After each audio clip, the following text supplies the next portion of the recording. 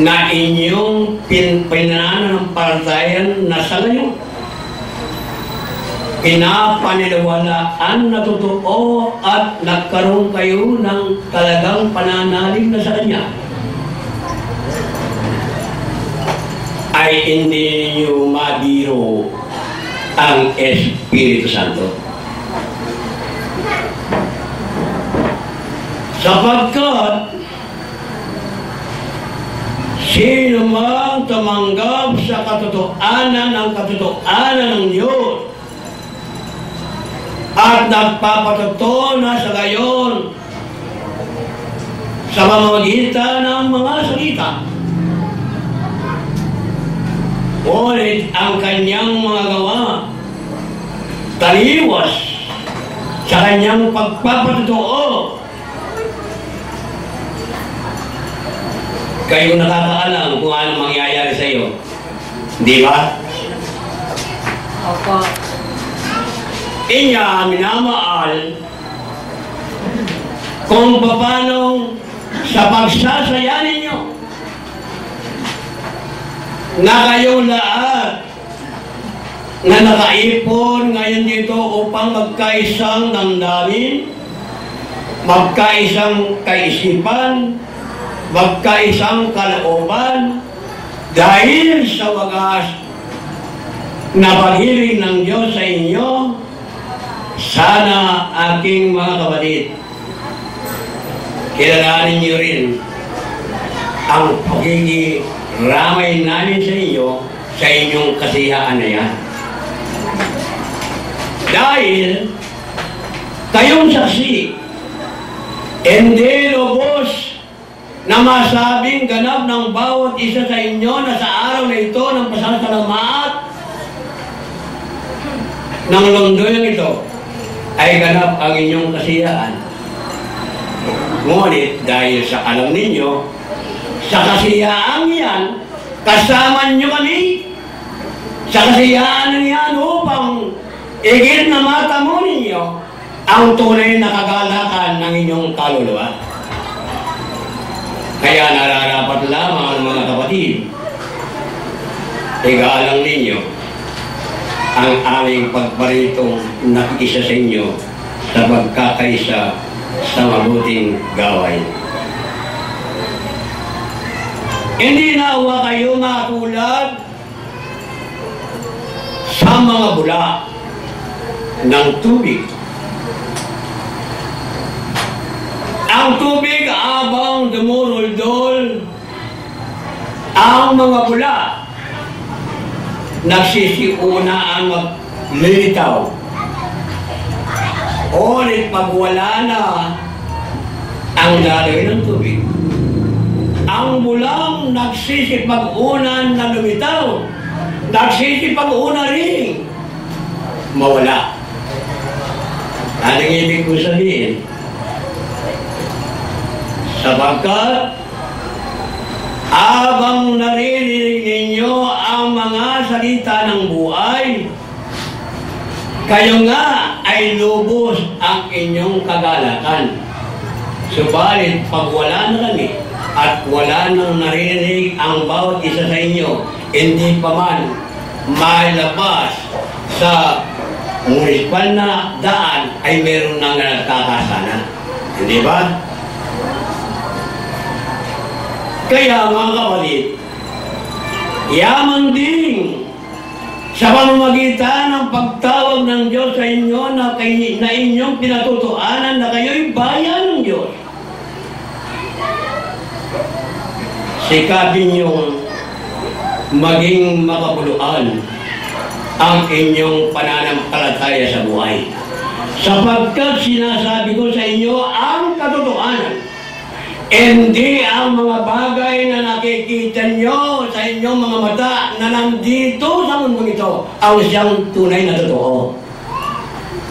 Kung hindi, yung hindi ninyo nakikita at hindi ninyo naawakan ng inyong mga kamay, yan ang tunay na totoo. Kaya mga kapatid, huwag ninyong sabihin na sa inyong pagkatawag ngayon sa Panginoon dahil sa tunay at sakdal na pag-ibig sa inyo, na ginagawa ninyong sangkalan ang kainaano naman. O hindi ba sinabi sa inyo ng Panginoon at naniwala naman kayo? Ang sino mang lumalakad ayon sa gusto, ano naman ang patutunguhan niya ay kamatayan. Ngunit ang sino mang lumalakad sa Espiritu ayon sa inyong pagkapanampalataya sa Kanya, ang aanin niyo buhay na walang. Di ba? Kaya't ang kapangyarihan at kalam ng Panginoon ay tinanggap ninyo. Binigay sa inyo mula nang kayo tinawag. Huwag na nawa kayong makita ng Panginoon na nakikipaglaro pa kayo sa mga bagay sa mundo ito. Kaya mga kapatid, bilang bayan ng Diyos ngayon, ang isa pang lalong pinagpala ng Diyos sa inyo, ang pinaalam na kayo ngayon ay pinananaanan ng banal na Espiritu, sapagkat kayo ang tunay na sambahan ng Diyos. Nasa loob ninyo ang Espiritu. Pero kabaligtaran ang nakikita namin sa karamihan sa inyo. Hindi baga sinabi ng Diyos sa inyo at kayo naman ay naniniwala? Kung ang sino man may totoong pananampalatayang tapat sa Kanya, kahit kasanlaki man lang ng buto ng mustasa, sabihin ng bundok na ang bundok ay pumalaw sa dagat, ay mangyayari, hindi ba? Pinaniniwalaan niya. Pero kayo nagpapatuto kayo, tinatanggap na niyo. Pero eto ang mangyayari. Kung minsan o hindi lang minsan, madalas, sa inyong tinawag na bayan ng Diyos, nagkaroon lang ng init ang katawan ng inyong anak. O nagkaroon lang ng sakit ng tiyan. Pag-aanap kayo ng medium. Para i-consulta nyo. Ano ang pananampalataya niya sa inyo? Hindi ba? Kaya mga kapatid, mag-uros dili kayo sa mga pagkakilalang iyan sa Panginoon na lumalang sa Kanya, sa inyo, sa Kanyang walis. Sapagkat ang Diyos, nalalaman ninyo, hindi nakikipagbiruan sa inyo. Nakikipagtutuan. Kaya, kung ang sino man ngayon sa inyo, tulad ng taon na nagdaan na sa mundong ito, 28 taon na ang nakaraan.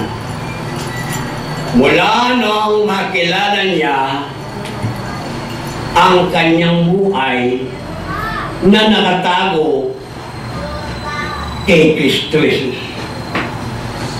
Ang maliit na dilang nasa kanyang bibig ay nagsasalita ng katotohanan ayon sa kanyang narinig mula sa Espiritu. Pero kapatid,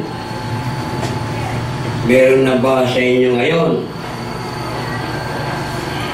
na kung makarinig ng matalas na salita ng isang dila ng tao sa mundong ito na hindi kayo nasaktan? Meron? Sandali lang po. Palagay ko po, meron na rin. Salamat kung meron. Pinagkatagal ng panahon, kagaya niyan, 28, 28 na ang nakakalipas.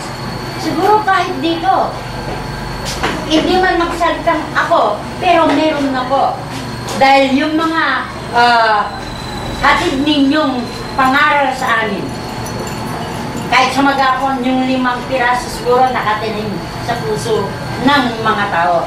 Na siyang bit-bit niya, kahit saan magpunta, kahit murahin pa, pagsabihan ng hindi maganda, tumatawa. Ikaw na sana yun.